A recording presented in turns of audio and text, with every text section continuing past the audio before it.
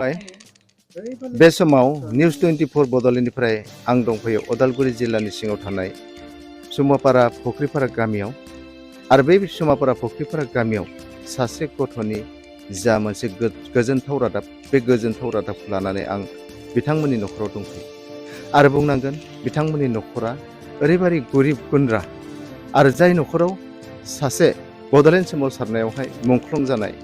बिथांनि न'खराव आं दङ आरो बे बड'लेण्ड सोमावसारनायावहाय जा मुंख्लं जादोंमोन बिथां महन्त रामसियारिया आरो बे महन्त रामसियारिनिनो फंबायनि फिसाला कृष्ण रामसियारिनि फिसाज्ला कुणाल रामसियारिया थांनाय जा असम सरकारनि जितु कामान्डो बेटेलियननि जा इन्टारभिउ बा आनजाद बे आनजाद होनानै बिथाङा मोनसे गोजोनथाव खौरां लानानै फैदों मोनसे उथ्रिसार लानानै फैदों आरो बे उथ्रिसार जानानै बिथाङा दिनै जितु आसाम कामान्डो बेटेलियन बे आसाम कामान्डो बेटेलियनाव बिथाङा बावैसोनि उनावनो एपइन्टमेन्ट मोननानै बिथाङा बे साख्रियाव जइन जासिगोन बे साख्रियाव थांसिगोन ओंखायनो बिथांनि जितु गरिब न'खर बे गरिब न'खरखौ बिथाङा गावनि न'खरखौ सामलायनो थाखाय गावखौ सामलायनो थाखाय राहा मोनसे मोननायखौ जों नुनो मोनदों आसाम सरकारनि जितु बाख्नायथाव हाबाफारि जितु आसाम कामान्डो बेटेलियन बे आसाम कामान्डो बेटेलियननि जितु माने आनजाद लानानै जायफोरा फरायसा जायफोर बिजाथि बिथांमोननि थाखाय मोनसे मोजां फिथाइखौ होनायाव बे फिथाइयाव बिथां रामसियारिया कुणाल रामसियारिया सासे बिजाथि जानानै नैबे इन्टारभिउआव उथ्रिसार जानानै साख्रि लानायनि मोनसे लामाखौ मोनदों जाय दुखिया न'खर जाय बिफाया दिन हाजिरा मावनानै टाउन सहराव दिन हाजिरा मावनानै बिथांनि जितु फरायनायनि बेलायावनो जा बिथांखौ फेदेरनायनि बेलायावनो जा बे समावहाय मोनसे गोजोनथाव रादाब बिथांमोननि न'खराव लानानै फैदों दा आं थोंजोंहाय बिथांनि खाथियाव थांगोन कुणाल रामचन्द्र खाथियावहाय बरायबाय नोंथांखौ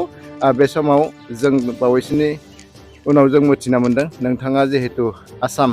कामान्डो बेटेलियन जितु एग्जाम जादोंमोन बेयावहाय एग्जाम होनानै उथ्रिसार जाबाय बे समाव नोंथांखौ आं बरायना लाबाय दा बे समाव नोंथाङा मा बुङो गिबि गिबियावनो आंनि अननाय आरो सिबिनायखौ गासै रायजो राजानो बावहरनाय थाबाय आरो जोंनि आसामनि चिफ मिनिस्टार हिमन्त बिश्व शर्मा सारखौ आं गोसो गोरबोनिफ्राय थेंक इउ बावहरनाय थाबाय आरो दा बिखेकखे आङो गोजोननाय मोन्दों जोंनि रिजाल्टखौ लानानै मोजां जादों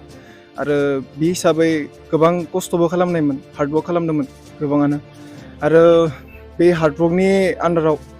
आंनि मैखोमै आंनि आइआ आंखौ बहुत सापर्ट होदोंमोन स' दिनै आं बेखिनिखौ जिखिनि आङो सापर्ट मोननांगौ बेखौ आइयानो होदोंमोन आफायाबो होदोंमोन आरो आं बेखौनो मेसेज होनो सानोदि जोंनि लाइमोनफोरा जे फैबाय थानाय समाव बयबो सांग्रां जानांगौ आरो हार्डवर्क खालामनांगौ दानि जुगाव हार्डवर्क खालामाबाथ' जेबो जाखाया आरो जबनि बेलायावथ' मोनसे सिडिउल बानायना लाखानांगौ आंनि मथेबा आरो जे रानिं खालामनायानो जा फरायनायानो जा आरो एक्सट्रा एक्टिभिटिस थाथारनांगौ दानि जुगाव आरो जेरै आंनि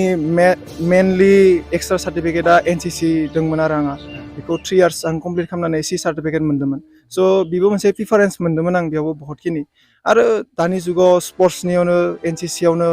ITI कम्पिउटार बेफोरबायदि थानाया बहुत इम्परटेन्ट जाहैबाय आरो मानो होनबा जब लानो थाखाय बे एक्सट्रा सार्टिफिकेट नङाबा दानि जुगाव बहुत गोब्राब आरो माबा मोनसे पस्टआव एप्लाइ खालामनोबाबो साइन्सनि स्टुडेन्ट ITI थानाय जानांगौ एनसिसि डिप्ल'मा नागिरो आरो स' जोंनि लाइमोनफोरा दा एसां माबा जायालासिनो जबनि बेलायाव बा माबा मोनसे सोलोंनायाव सांग्रां जानांगौ आरो आं बेखिनिखौनो बुंगोन आरो जिहेतु नोंथाङा बे साख्रिनि इन्टारभिउ होनायनि सिगां प्रिपारेसनखौ खालामबाय नोंथाङा खारनाय बारनाय बायदिसिना नङा होनबा बे समावहाय फरायनायनि बेलायाव बेसेबां फरायनानै बे साख्रिखौ आङो दायो डिग्रि 3rd सेमाव फरायगासिनोमोन आरो हाई सेकेन्डारि पास ओरैनो बे कामान्डोआव मेट्रिक पासखौनो लादो आरो फिजिकेलि टाफ लानायमोन आरो बहुतखिनि टाफ सिलेक्सननि गेजेराव जों सिलेक्ट जानायमोन आरो दा बे समाव जिहेतु नोंथाङा सासे लाइमोन हिसाबै बे न'खरखौ नोंथाङा नायनांगोन बिमा बिफाखौ नोंथाङा नायनांगोन नङा होमबा बेबायदि नोंथाङा मोनसे राहा मोनबाय जिउ थांना थानायनि बेथनजोंनो बे न'खरखौ सालायनो हानाय नोंथांनि न'खर दानायनि खोथा दङ नङा होमबा नंगौ बे समावहाय लाइमोनफोर दङ माखासे जायफ्रा गोदाव सोराव दङ बेबायदि साख्रि लानो नाजाब्लाबो हायाखै बिथांमोनखौ मा बुंगोन मेनलि बियो लाइमोनफोरनि मोनसे मा बुंगोन बिखौ जेरैहाय दा लाइमोनफोरा मस्टलि जोंनि फैबाय थानाय बा यां जिहेतु क्लास 10 बा 11 12 फरायबाय थानायफोरा गिदिंनाय बा बाराद्राय इन्जयआव इम्परटेन्ट होयो स' आं सानो मेट्रिकखौ जोङो जेनेबा पास जानायनिफ्रायनो गावनि लाइफनि जि एम बेखौ थि लाखिथारनांगौ मानो होनबा लाइफआव जुदि नोंहा एमआ क्लियार नङाबा नों फिउचारावबो नों बेकार जाहैनो हागोन आरो बा हाजिरा मावनायनि बाहेरा जेबो गैया जाहैगोन बा बिजनेस मावनो थाखायबो नों जेनेबा फरायनायखौ नांथारगोन इडुकेसनखौ नांथारगोन इडुकेसना माब्ला मोनगोन जेब्ला नों गावनि एमआ क्लियार जागोन नों हमना ला जिखुनु फिल्डआवनो थां बा बिजनेसावनो बा जबावनो बा साइन्टिस्ट जिखुनु जा आरो ना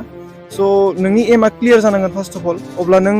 बिनि हिसाबै नों गावखौनो प्रिपेयार खालामनांगोन आरो हमना ला आङो जिहेतु आंहा क्लास 5निफ्रायनो आं डिफेन्सआव थांनो एममोन गोजोननायालाय गोजोननाय दङ माने जिखिनि सानदोंमोन बेयो जाफुंजोब्बाय आरो एसेब्लाबो आंहाबो खर'आ एसे रेजें मोनबाय जे